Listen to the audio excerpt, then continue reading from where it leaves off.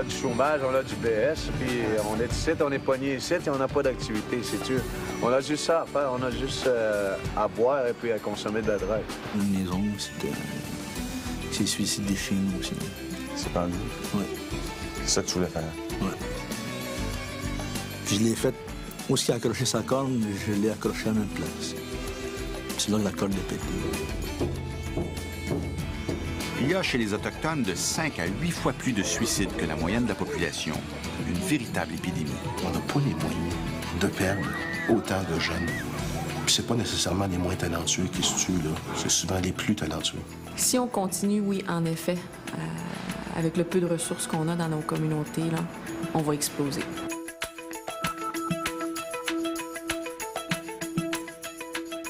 Bonsoir, ici Alain Gravel. Bienvenue en Jeu. Cette semaine, de jeunes Autochtones se vident le cœur. Ils en ont assez de leur vie de misère où la violence côtoie la drogue et le suicide. Et à la fin de l'émission, un chat ou, si vous préférez, un clavardage sur le sujet de la semaine.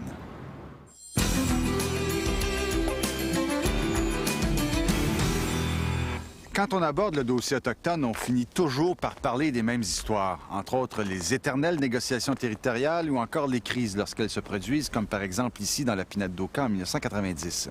Mais pas cette semaine. Nous avons décidé de vous parler du problème le plus criant qui touche les communautés autochtones, la détresse des jeunes. Vous allez les entendre cette semaine avec une rare franchise, parler certes de leurs problèmes, mais aussi critiquer leurs aînés et surtout proposer leurs propres solutions auxquelles ils s'accrochent désespérément pour survivre. Bon, on fait-tu l'intro, Luciana? Hey, ah, hey. Hey, ah, hey. À la Place des Arts, une répétition du nouveau groupe montagnais Matun pour le spectacle du 300e anniversaire de la Grande Paix. Ton premier couplet, là? OK, on peut reprendre le couplet. C'est l'autre couplet. Les membres de Matun sont des vedettes chez eux. Mais dans la vie de tous les jours, ils sont comme beaucoup de jeunes autochtones. Prenez de la PCP, comme je prends présentement aujourd'hui. De la coke à 13 ans, je l'ai faite. Du buvard, du champignon magique, ah ouais, en médecin. Nous autres, on prend tout. C'est toute la réserve, ils prennent tout. C'est le PCP, c'est la cocaïne, c'est le pot, c'est tout. C'est la bière, c'est le fort, c'est... Nous autres, on en prend, je vais te dire bien honnêtement, là. On est dedans, puis on essaye de s'en sortir comme tout le monde. On commence à avoir le trac, là, un peu, là. Nous avons traversé des continents. Il y a juste un miraculeux ici à Malio, puis il est à côté de nous autres, tu sais. Jamais consommé, jamais essayé, même l'envie, mais jamais venu, tu sais. Dans notre groupe, il est efficace. Il nous amène à terre à chaque contrat. Fait qu'on est straight pour le temps du contrat. Ouais, ça va être un bon show.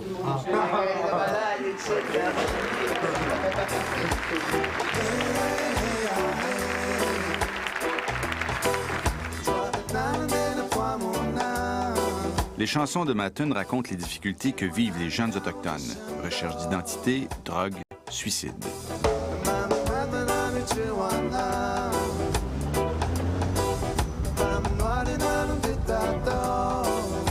Les membres de Matun viennent de la réserve montagnaise de Maliotenam, près de cette île.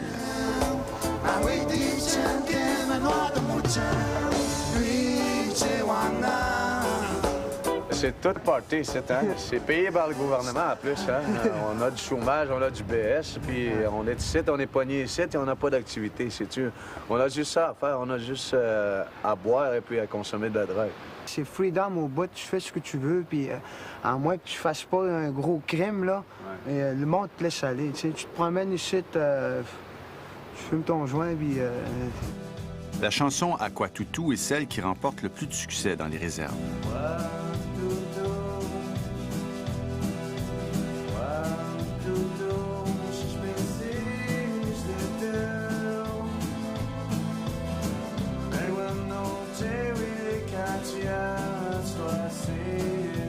C'est le chemin que parcourt quelqu'un qui vient vendre de la drogue aux jeunes enfants des communautés.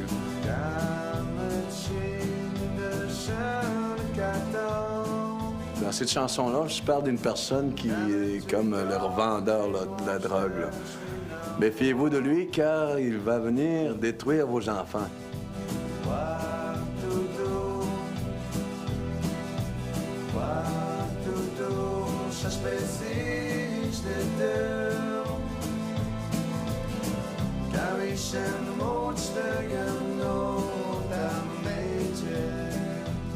Matten, c'est un groupe de jeunes qui commencent, qui ont vécu beaucoup, puis qui ont des difficultés dans la vie, mais qui s'accrochent à quelque part à des mélodies.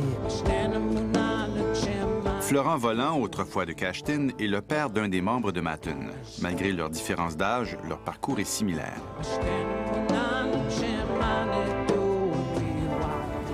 Il y a des blessures que tu essaies de soigner avec des drogues, avec de la boisson.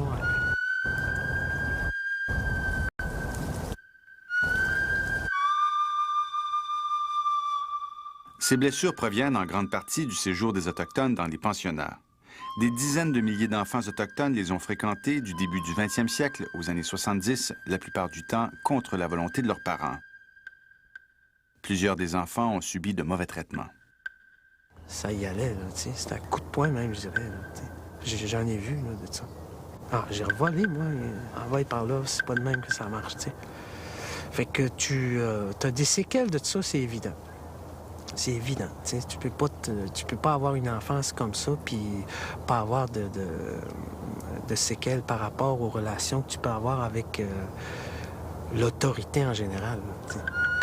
Ces problèmes-là, on a amené ici.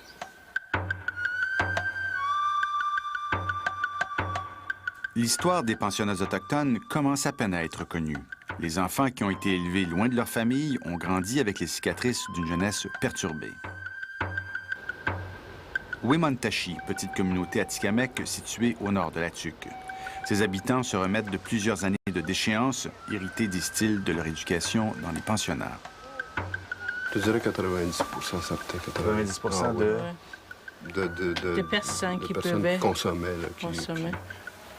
Alcool. 90 c'est tout le monde. Tout le monde. Alfred Birotté et Mary Coon ont tous les deux beaucoup souffert dans les pensionnats où ils ont été privés de leurs parents, de leur culture et des valeurs autochtones. Ils sont revenus dans leur communauté complètement perdus. Le village était... Fallait fort. C'était quoi l'atmosphère de la bataille? Violence conjugale? Violence dans les rues, ça buvait partout. Tu pouvais faire, je sais pas combien de parties dans la nuit, sur les maisons, là. Donc le village au complet. Ouais.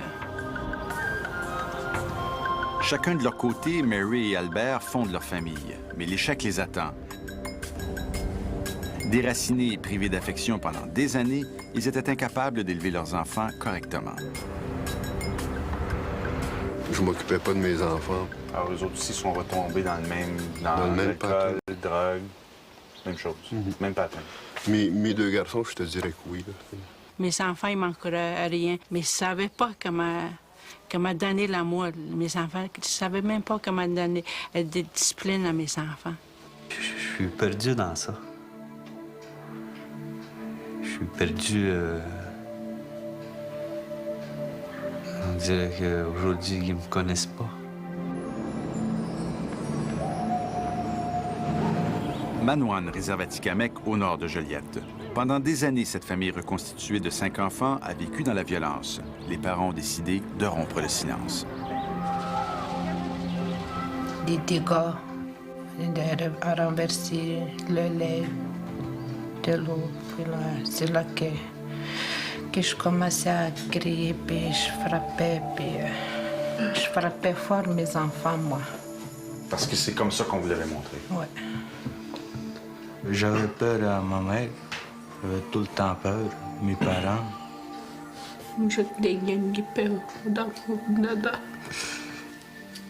J'ai été punie souvent.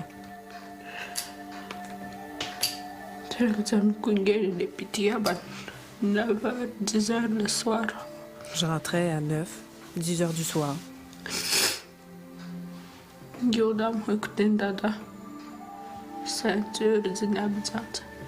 Je me faisais frapper par mon père avec une ceinture.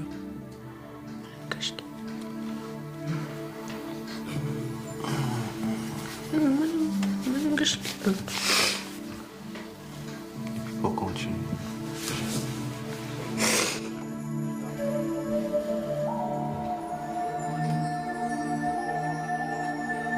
Les Moore Ottawa ont aussi été élevés dans les pensionnats.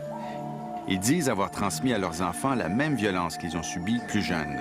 La chaîne de la déchéance se poursuit ainsi de génération en génération, où drogue et alcool endorment les émotions. Qu'est-ce que tu prenais? Ben, du pot, puis du solvant. Est-ce que tu réussissais à oublier? Ouais.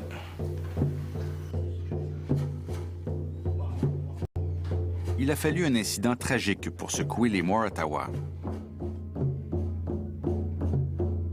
La veille du jour de l'an, les parents partent pour une beuverie. Ils laissent seul Patrice, qui n'a alors que 11 ans, pour s'occuper de sa sœur et de son frère cadet. En allumant le poêle à bois, il met le feu à la maison familiale. Par miracle, il n'y a pas eu de victime. C'est là que j'ai sauvé ma soeur et mon frère. Puis là, moi, je me suis sauvé. Je suis parti en sauvant. Puis j'avais mes mains étaient toutes brûlées, ma peau était toute arrachée là, à cause de la chaleur. Je suis parti chez ma tante essayer de me cacher quelque part là, parce que j'avais pas le de mon père puis ma mère. Puis j'ai pas été chez nous pendant un mois. J'avais peur de rentrer. Là. Puis là, au bout d'un mois, c'est là que ma mère s'est dit, ils ont arrêté de boire, c'est peut-être à cause de moi, c'est pour ça que la maison a failli brûler. À Manoine ou ailleurs, les Autochtones ont encore souvent des enfants alors qu'ils sortent à peine de leurs problèmes d'adolescence. C'est ainsi qu'ils transmettent à leur tour à la nouvelle génération leur mal de vivre. Ça me fait mal, moi, de voir mes enfants, puis d'être pas capable de m'en occuper, c'est quelque chose c'est comme un problème parmi tant d'autres, là, sais-tu? Tous les membres de Mattoon, sauf un, ont eu des enfants très jeunes. Ils n'avaient qu'entre 16 et 18 ans. Mon bébé, il sait que nous autres, mes amis, je suis dans un groupe, puis il tripe au bout, puis il aimerait ça, il est toujours avec moi, puis j'ai de la misère, je suis pas capable. Une journée, oui, mais pas 2, 3, sais-tu? Pourquoi t'es pas capable? Je tripe encore, sais-tu? Je suis encore dans le trip, puis je vais tourner On longtemps. est encore dans des folies de jeunesse, on pourrait dire, sais-tu? Puis nos enfants, eux autres, ils subissent nos affaires, là, sais-tu? C'est ça qui arrive.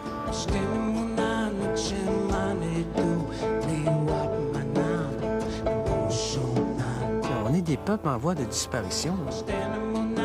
La responsabilité, elle est dans chaque famille, je dirais, dans chaque individu.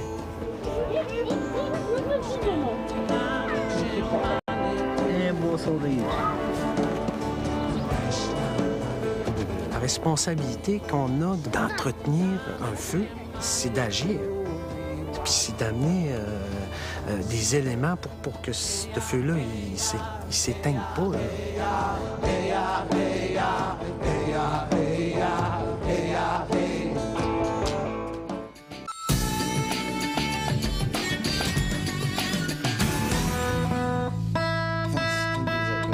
Vendredi matin, il faut se réveiller à 8 h pour aller direct à Choucan pour faire l'entrevue pour 10 h.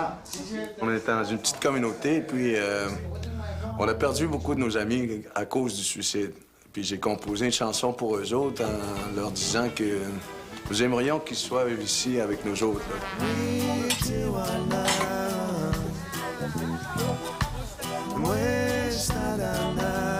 Le titre de cette chanson-là, c'est Lui Tiwanan, nos amis qui sont disparus.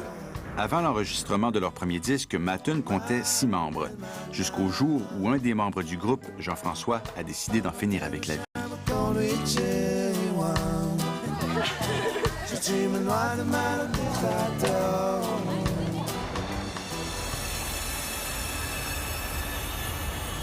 Puis je me sentais pas bien, tu sais. On dit que c'était pas ma place ici, non, parce qu'il est subi.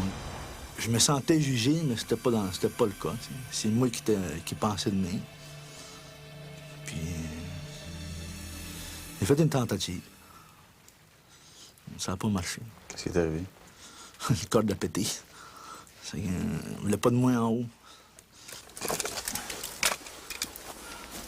Alexandre Coucou, un Atikamekw de Wemotaci au nord de la Tuque, a longtemps vécu avec les séquelles d'une agression sexuelle commise par un Blanc. C'est comme t'avais des fourmis ou des, je sais pas, quelque chose de genre, mais qui te grugeaient dedans. Puis ça faisait mal. C'était intense, le mal. Je sais que c'était vraiment dans le bas fond, puis je voulais m'enlever la vie. Je voulais partir d'ici, puis rejoindre ma parenté qui sont enlevés la vie de même. Mon oncle, surtout, un de mes oncles, qui s'est suicidé chez nous aussi. Il s'est pendu? Oui. C'est ça que tu voulais faire? Oui. Puis je l'ai fait, où est-ce qu'il a accroché sa corde, je l'ai accroché à la même place. Puis c'est là que la corde a pété. Mais j'ai jamais dit ça à mes parents. Puis c'est la première fois que je le dis. Je n'ai jamais dit à mes parents que je l'ai fait. Non? Alexandre a aujourd'hui tourné la page. Il a une famille et travaille pour un projet de gestion forestière du territoire Atikamekw. Il a tourné la page, mais il n'a pas oublié. Pourquoi moi? C'est ce que c'est à cause d'un autochtone, comme j'ai subi ça. Subi? L'agression, l'abus sexuel. C'est à cause de... Je suis un Indien, tu sais, c'est quelque chose contre les Indiens, je sais pas. C'est tout ça qui me revenait à l'idée.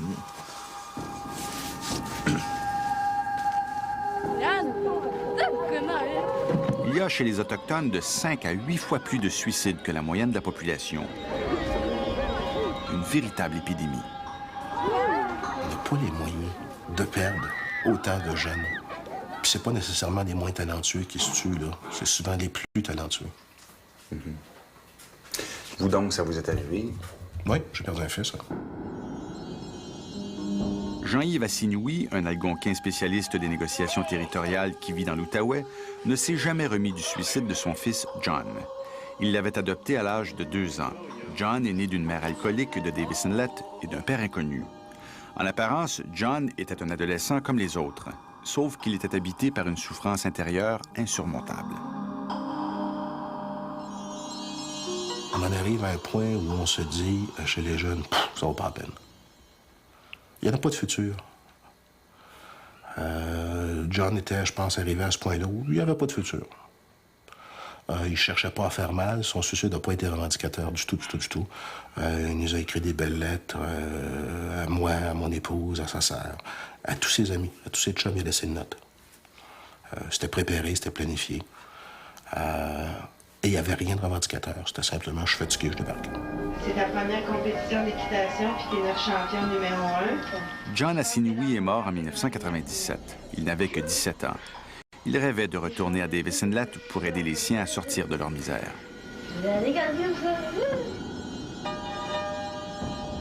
Je commençais à être beaucoup plus observateur dans sa vie que mon rôle, c'était plus un premier rôle dans sa vie. Là. Je commençais à vraiment être observateur. Puis le jeune homme qui se développait, c'était un bonhomme que j'admirais beaucoup. Donc j'ai perdu quelqu'un que j'admirais beaucoup. Ça, c'est révoltant.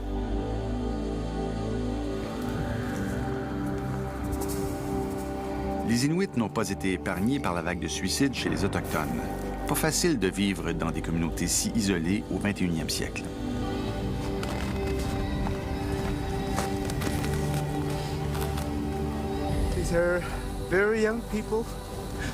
C'était de très jeunes gens.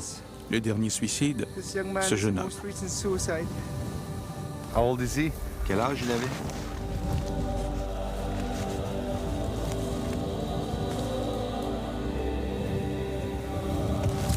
« 17 ans. Povernituk est situé dans le Grand Nord du Québec, sur les rives de la baie du Tson. La vague de suicides chez les jeunes a durement frappé cette communauté au début des années 90.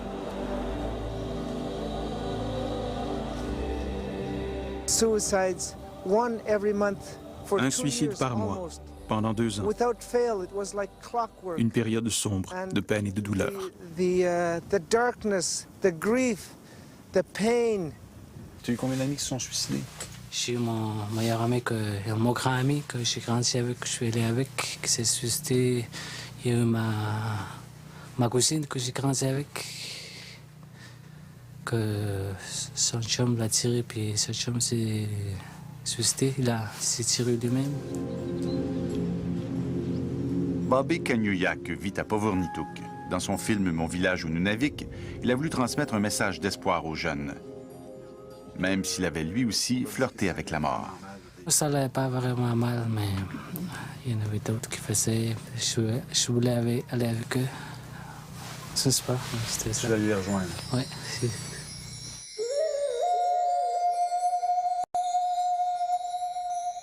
En plus de l'isolement, les peuples du Nord vivent le drame des peuples déracinés.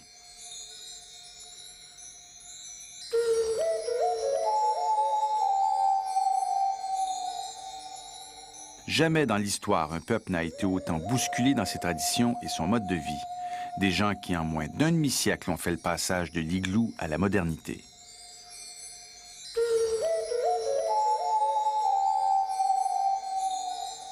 Il y a des petits-enfants qui sniffent ça. Il y a des personnes comme des adolescents qui disent « Essaye ça, c'est bon, c'est cool. » Là, les enfants disent oui, ils savent pas que c'est pas bon. Là, ils l'essayent. Brian Tardif n'a que 13 ans. Il vit dans la communauté inuit située la plus au nord du Québec, Ivouvik, où le désespoir des jeunes se vit au quotidien. Ils savent pas que c'est pas bon. Là, ils en prennent encore. Ils ont quel âge? Des enfants de 10 ans, juste ça. Ça existe encore. La situation du suicide chez les jeunes autochtones demeure aussi critique qu'avant. Surtout que 60 % de la population a moins de 25 ans. Toi, est-ce que ça t'arrive? Des fois. Mais tu sais que c'est pas une solution. Mais quand je pense à ça, je pense toujours à... Comme... Je sais que je peux continuer. C'est sûr que je vais pas... J'espère que je vais jamais le faire. Puis je suis certain que je vais pas le faire. J'aimerais pas ça. Je me drogue aussi tellement que je n'aime pas la vie et que tout le monde me déteste. C'est pour ça. Je vais en finir, je vais mourir, j'en ai assez. Mélanie Petit-Coué est intervenante en prévention du suicide dans la réserve Atikamekw de Manoane, au nord de Joliette. Des lettres comme celle-ci, elle en accumule plusieurs depuis quelques années. Elle déplore le peu de place qu'on laisse aux jeunes dans les réserves. Souvent, on peut être convoqué à des réunions comme politique. Mais souvent, ce qu'on nous dit aussi, c'est qu'on n'a pas le droit de parole. Pourquoi les aînés ont le droit de parole et non les jeunes? Pourtant, c'est notre avenir, tu sais, pourquoi...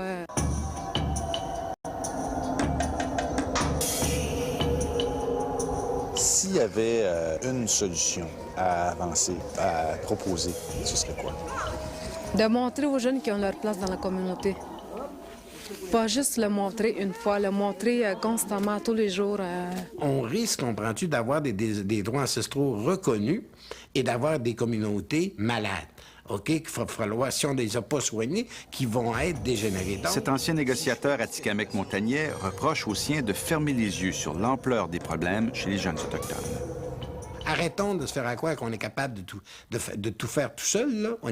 On n'est pas capable, je m'excuse, là. Ce problème-là, il est rendu trop gros, OK? Et si on ne demande pas d'aide des autres, et quand je te parle des autres, moi, je parle de la Gendarmerie royale ou de la Sûreté du Québec, appelons les choses, c'est eux autres qui ont les avantages. Si on le fait pas, puis on se contente, nous, de nos petites affaires au niveau de la justice, on ne passera pas à travers. On n'a pas passé à travers, on est jusqu'à date. On ne passera pas à travers. On n'ose pas le demander, OK? Parce qu'on veut se faire croire que l'autonomie va jusque-là. Voyons donc, c'est pas de l'autonomie, ça, cette affaire-là.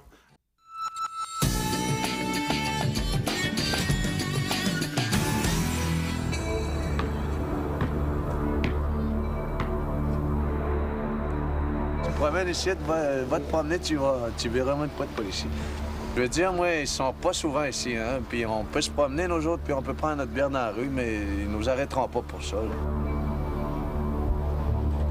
Ici, là, moi, d'après ce que j'entends, là, il passe un once de pot par jour. Il fait 500 pièces par jour, le gars. Un gars? Un gars. Il fait plus. Il y en a 3 gars qui vendent la même... Ouais, ça, c'est juste le pot, puis je parle pas des drogues fortes encore, là. On tolère des choses parce qu'on se connaît tous, puis c'est souvent nos parents, puis c'est souvent des proches parents qui font de la vente de ces drogues-là. Là, tu sais, c'est comme... on tolère. Est-ce qu'on va tolérer ça longtemps encore, tu sais? On prend des risques. Non, on les connaît pas mal tous. Puis le monde de l'extérieur aussi. Pourquoi vous les arrêtez pas si vous les connaissez? Il faut avoir les bons motifs pour arrêter quelqu'un, pour les droits de faut pas brimer leurs droits aux trafiquants. Même si t'es un trafiquant, tout le monde a des droits. Hein. Harold Labbé est constable à la police de Betsiamit, une réserve montagnaise située près de Bécomo. Il espère plus de fermeté des autorités contre les trafiquants, notamment que les lois permettent de les expulser. J'espère que nos élus municipaux, là, le chef et nos conseillers, là, vont prendre des positions fermes là, dans ce sens. Oui, ça s'est pas fait encore. Hein? Non, on en parle tout le temps. Là. Ça a déjà été une proposition au niveau du conseil de vente. On l'a fait pour un cas. Il n'y a rien qui empêche le conseil de vente, je pense, d'aller dans ce sens-là, de prendre des mesures là, assez formelles dans ce sens-là. Tout le monde se connaît. Il y a des mesures, disons, qu'on ne peut pas appliquer comme telles, sauf que s'il y a une conscientisation qui est prise par la population, je pense que le conseil n'aura pas le choix. Les Autochtones, on avait dit qu'après la deuxième arrestation, ils devaient se trouver une place à l'extérieur pour quelque temps. Et vous l'avez fait? Ça a été fait, à quelques occasions seulement. Et ça a été quoi la conséquence de ça? Ça a été le fait que j'ai pas été réélue. Marceline Canapé a été élue chef du conseil de bande de Betsiamit au début des années 90. C'est une des rares femmes à avoir occupé cette fonction. Aujourd'hui, directrice d'école, elle prétend que sa lutte contre la drogue lui a coûté sa carrière politique. Si le problème n'est pas résolu, au moins un pourcentage raisonnable, c'est qu'il y a des jeunes qui vont délaisser les communautés pour aller à l'extérieur. Ceux qui veulent être clean, là, ils vont s'en aller ailleurs. Et qui ne reviendraient pas? Qui ne reviendront pas.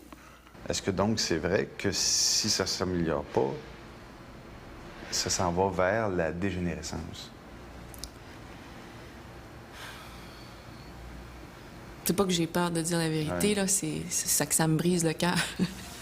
Si on continue, oui, en effet, avec le peu de ressources qu'on a dans nos communautés, là, on va exploser. Ça va exploser de tout bord. À ce point-là? Oui. Est-ce que vous avez des enfants? 2 enfants. Est-ce que vous retourneriez dans vos communautés avec vos 2 enfants, dans l'état actuel? Non, pas tout de suite. Vraiment pas tout de suite. Mais en même temps, je suis pognée, parce que si j'y retourne quand ils vont être adolescents, c'est encore pire. As-tu un volet jeunesse lors de ton colloque? Michèle Audette est présidente de l'Association des femmes autochtones du Québec. Elle vit aujourd'hui à Montréal. Originaire de Maliotenam, près de cette île, elle sait qu'un jour ou l'autre, elle y retournera. Il va falloir que je travaille fort, puis de dire, bon, ben là, je vais semer des choses à chaque jour pour mes enfants, puis de leur dire, écoutez, là, il n'y a pas juste ça dans la vie, là. Il faut être fier de qui on est, etc. Là, mais ça va être tout un défi. Les communautés autochtones sont acculées au pied du mur. Certains dirigeants savent qu'ils n'ont plus le choix. Ils doivent agir pour assurer la survie de leur nation. Les Atikamekw l'ont compris. Sans tambour ni trompette, ils ont mis sur pied une multitude de programmes d'aide. Résultat, la consommation de drogue et d'alcool a diminué de 50 % au cours des 10 dernières années à Wimontashi, selon le conseil de bande. Mary Coon a participé à des manifestations contre les revendeurs de drogue. On faisait marche de sobriété. Il fallait dénoncer qui vendaient. Fait des marches avec les enfants, crier devant les maisons, pas y aller sur le terrain, y aller crier qu'on ne voulait plus une communauté comme ça, devant les bootleggers, les vendeurs de drogue.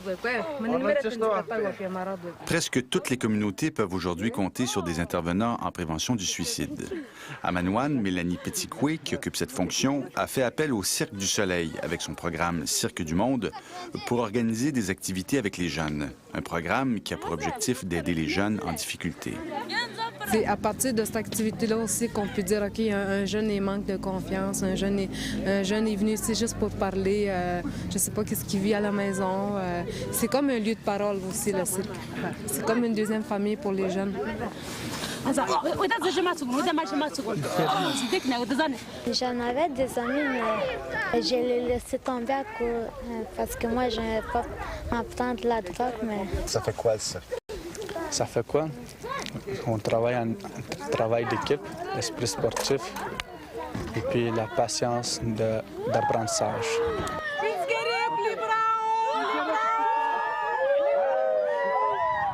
Ailleurs aussi, ça bouge. Pour occuper les jeunes, on leur fournit des infrastructures sportives ou culturelles. Or, les arénas poussent actuellement comme des champignons dans les réserves.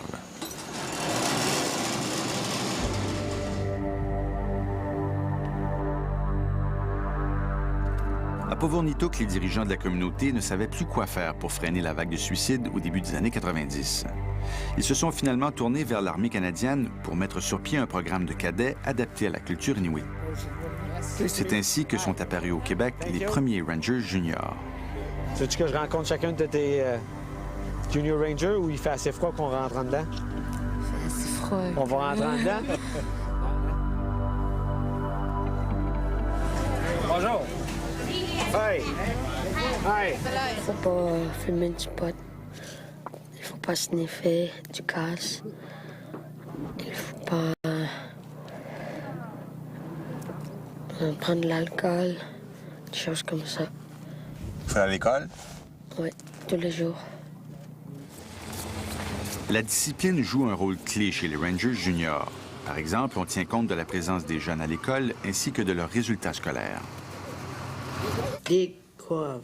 Des soirs. Des soirs. Faut pas oublier, il y a une CD. Cette mesure, à elle seule, contribue à diminuer le décrochage scolaire, qui est un problème majeur chez les Autochtones. Les Rangers juniors deviennent ainsi des modèles dans leur communauté. DISE. C'est un endroit pour leur donner un peu de discipline. Les anciens du village collaborent. Ils essaient de leur rappeler leurs valeurs fondamentales. Mais le militaire est seulement un instrument ici. On n'essaie pas de faire des militaires avec les Rangers ou les Junior Rangers. Il n'y a pas un danger d'être perçu comme étant les Blancs qui arrivent du Sud avec leurs gros sabots, comme autrefois. Absolument. Mais tous les gens qui sont formés sont préparés à faire face à ce défi-là, d'être sensibles à la communauté dans laquelle ils se retrouvent. Justement, de ne pas imposer des valeurs de Blancs. Il faut connaître leurs valeurs à eux. C'est nous qu'on doit s'adapter à eux.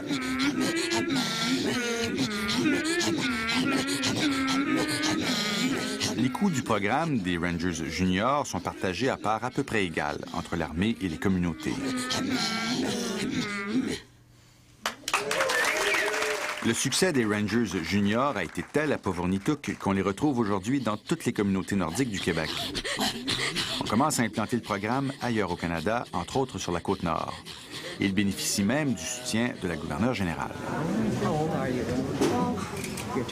On ne peut pas sous-estimer l'importance des Junior Rangers parce que là, dans le Sud, nous avons toutes sortes de choses pour les jeunes, comme les scouts, les guides. On a toutes sortes de choses communautaires pour les jeunes. Mais ici, non.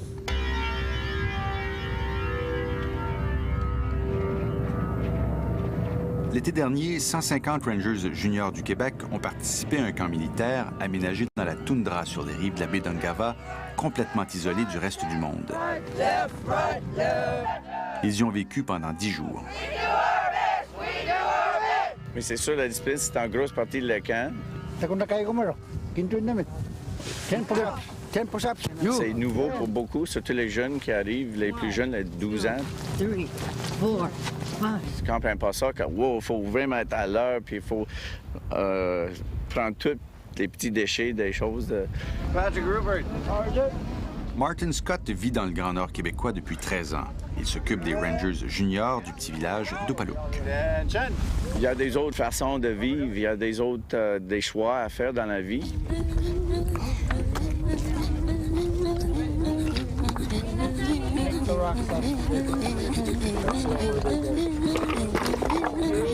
Des juniors, quand ils viennent ici, dans les camps d'été, ils voient des autres membres ou ils voient des systèmes structurés ou des choses. Ils voient que, oui, il y a d'autres choses à faire juste que de boire ou de faire la drogue ou de sniffing ou quelque chose.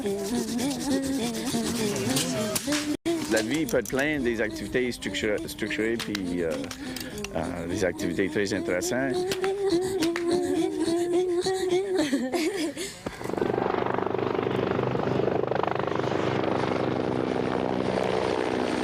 Le programme des Rangers juniors permet aussi aux jeunes de revenir aux sources. On espère qu'en renouant avec la culture de leurs ancêtres, ils redonnent un sens à leur vie.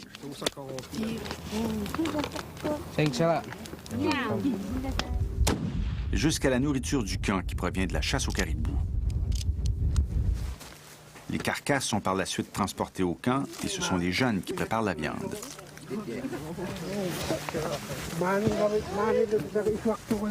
Il n'y a aucun sujet tabou chez les Rangers juniors.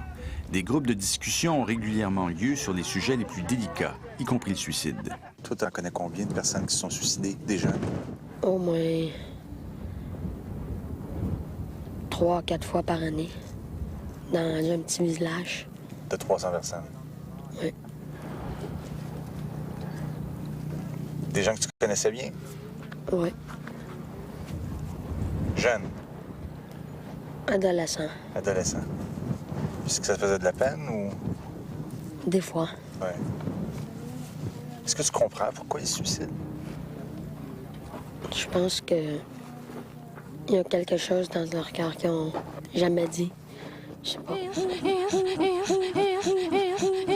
L'espoir repose sur le fait que les jeunes parlent aujourd'hui davantage, qu'ils n'étouffent plus sous le silence des problèmes qu'ils vivent, en attendant qu'ils retrouvent leur place entre leurs racines et les exigences de la vie moderne.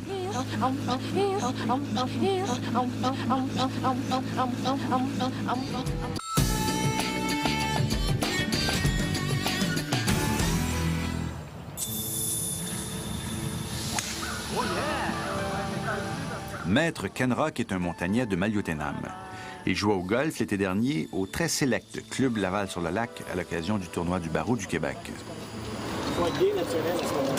Avocat prospère, Ken Rock projette chez les jeunes de sa communauté l'image de quelqu'un qui a réussi. Pourtant, il n'a pas eu la vie facile. Dans la période où ma mère était malade, à un moment donné, il y était un temps où ma mère m'a dit « Regarde, mon garçon, finalement, hein, tu finiras jamais tes études. » Ça m'avait beaucoup affecté, là. Lui aussi a sombré jeune dans l'alcool et la drogue. Il a même fait de la prison après avoir été arrêté en possession de drogue.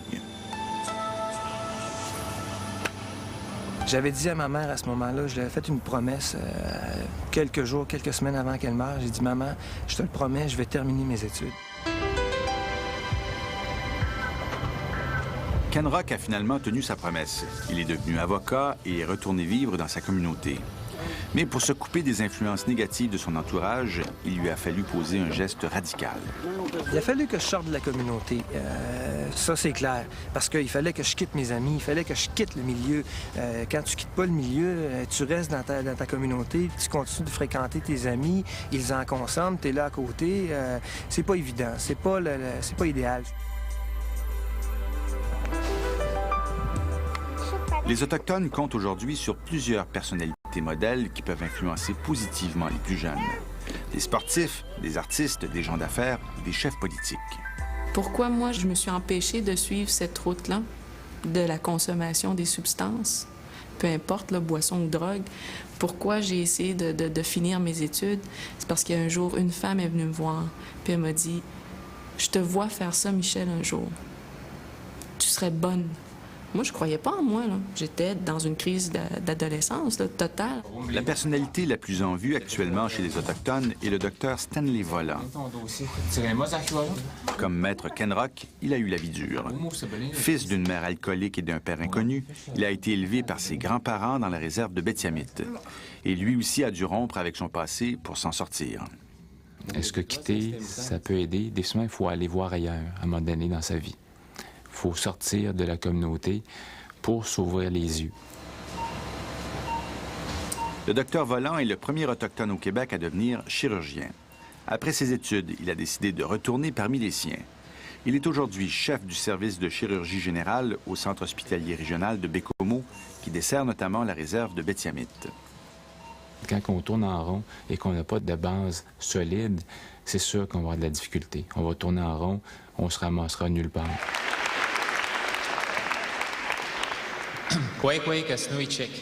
Bonsoir, mesdames, messieurs et chers étudiants. Le docteur Volant est aujourd'hui cité en exemple partout chez les montagnais. Il est souvent invité à parler aux jeunes pour les encourager. Les obstacles sont là pour nous faire grandir, ils sont là pour être franchis. Et lorsqu'on les franchit, on en sort grandi. Moi, j'avais pas des bases solides. Je les ai développées avec le temps, ma confiance en moi-même, mes habiletés de communication, mes habiletés sociales, je les avais pas du tout. Je les ai développées en cours de route.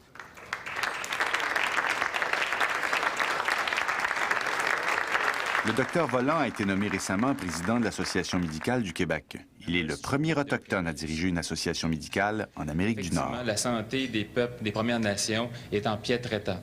Elle est équivalente à plusieurs pays en voie de développement. C'est un instrument, évidemment, qu'on appelle le Tewagan. C'est un instrument qui amène la protection, qui fait partie de la survie des Inuits. Son cousin Florent était là le soir de sa nomination. Il lui a remis un Tewagan, cet instrument traditionnel montagnais qui sert à guider l'esprit et à le protéger.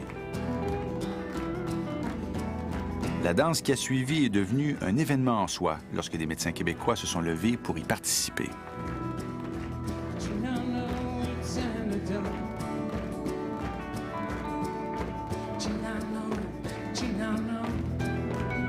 Les prières, les larmes, tout ça, là, c'est pas assez. Il faut faire des choses, des gestes concrets. Moi, personnellement, j'essaie de communiquer ma passion pour la musique à des jeunes qui veulent bien m'écouter. C'est ce que j'ai, moi. Le geste concret de Florent Volant a été d'aménager dans la cour arrière de sa maison de Maliotenam un studio d'enregistrement. Ce sont les 5 membres du groupe Matten qui l'ont construit. C'est là qu'ils ont enregistré leur premier disque. Ce studio sert aujourd'hui à toute une génération de jeunes autochtones qui voient leur avenir au-delà des frontières de leur réserve où on a confiné leurs ancêtres pendant si longtemps.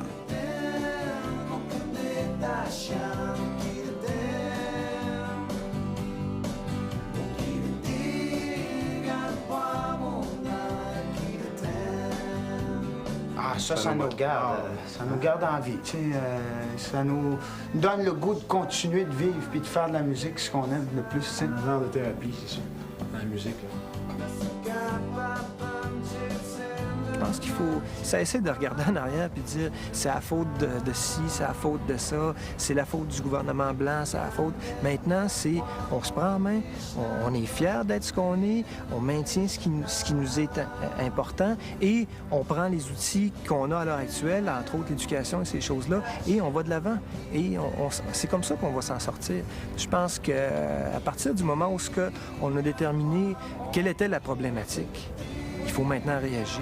Il faut maintenant trouver des solutions et il faut agir. Et je pense que c'est là qu'on est maintenant. C'est pas facile, c'est pas évident, mais il faut en sortir. On restera pas là-dedans éternellement, là. Je pense pas. J'espère que non. Parce que si c'est ça, là, je suis découragé.